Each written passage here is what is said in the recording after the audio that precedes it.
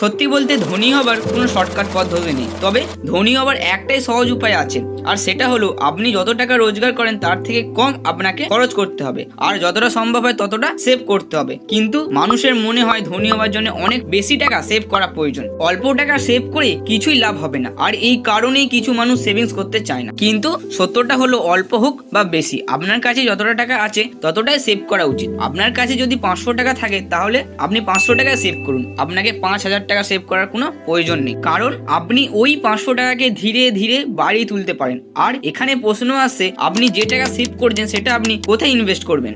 Share market নাকি mutual ফান্ডে? কিন্তু এতে ইনভেস্ট করাতে অনেক ঝুঁকি আছে, আর এফডি থেকে আপনি ভালো রিটার্ন তখনই পাবেন যখন আপনি এখানে বেশি টাকা ডিপোজিট করবেন। আর এখন আপনি কি করবেন? আপনি যদি অল্প টাকা সেভিংস করতে চান এবং ওই টাকাকে বাড়িয়ে তুলতে চান তাহলে আপনি ঠিক ভিডিওতে এসেছেন। এই ভিডিওতে আপনার অল্প টাকা সঠিকভাবে গ্রো করার সম্বন্ধে আলোচনা করব, তাই এই ভিডিওটা আপনার জন্য খুবই হেল্পফুল হবে, তাই ভিডিওটি শুরু থেকে শেষ পর্যন্ত দেখবেন। তাহলে চলুন ভিডিওটা শুরু করা যাক। নাম্বার 1 ইনভেস্টমেন্ট প্ল্যান হলো ডিপোজিট মানি ইন এসআইপি। একবার অ্যালবার্ট আইনস্টাইন বলেছিলেন, কম্পাউন্ডিং পৃথিবীর অষ্টম আশ্চর্য। যে এই কম্পাউন্ডিং এর পাওয়ারটা বুঝবে তাকে ধনী হওয়াতে কেউ আটকাতে পারবে না। কিন্তু আফসোস, কেউ কম্পাউন্ডিং এর পাওয়ারটা বুঝতে চায় না।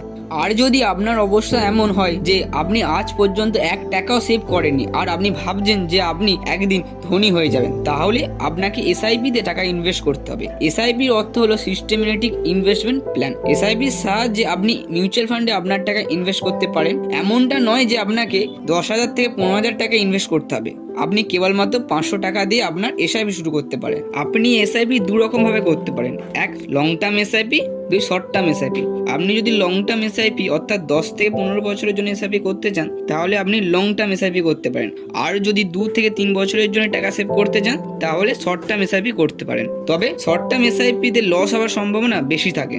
কিন্তু যখন আপনি কিছু মাস এসআইপি করে নেবেন তখন আপনার জন্য এই এসআইপি করাটা অনেক সহজ হয়ে যাবে। তাই আমি আপনাকে একটাই সাজেস্ট করব, ধনী হওয়ার জন্য লং টার্ম এসআইপি করাই উচিত, কারণ একদিকে রিস্ক কম থাকে আর ইন্টারেস্টও অনেক বেশি পাওয়া যায়। নম্বর 2, deposit money in national savings recurring deposit account in post office.